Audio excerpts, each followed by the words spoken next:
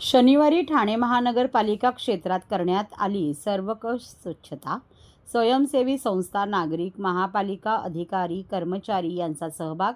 रस्ते आणि सार्वजनिक शौचालय यांच्या स्वच्छतेला प्राधान्य.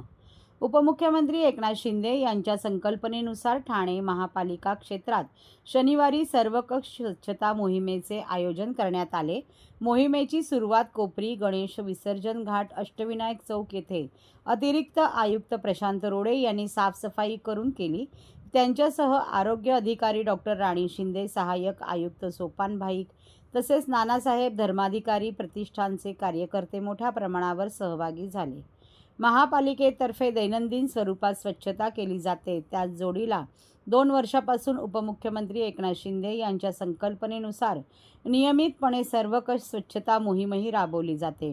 शनिवारी महापालिका आयुक्त सौरवराव यांच्या निर्देशानुसार या मोहिमेचे आयोजन करण्यात आले. त्यात नानासाहेब धर्माधिकारी प्रतिष्ठानच्या स्वयंसेवकांनी मोठ्या प्रमाणात सहभाग घेतला, असे अतिरिक्त आयुक्त प्रशांत रोडे यांनी सांगितले.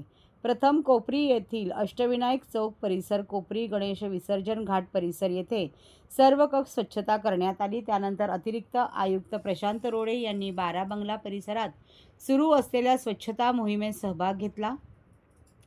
वंदना एसटी स्थानक येथेही त्यांनी स्वच्छता केली.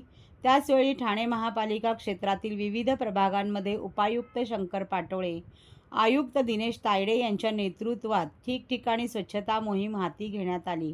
भंगार सामान, भंगार गाड्या काढणे याचाही या मोहिमेत समावेश होता. स्वच्छतेचा दर्जा उंचावणे आणि महापालिका क्षेत्रातील सार्वजनिक जागांचा कायापालट घडवून आणणे हा या मोहिमेचा मुख्य उद्देश आहे. त्यानुसार विभागनिहाय पद्धतीने नियोजन करण्यात आले. तसेच मनुष्यबळ आणि यंत्रसामग्री यांचीही उपलब्धता करण्यात आली, अशी माहिती उपायुक्त घनकचरा व्यवस्थापन मनीष जोशी यांनी दिली.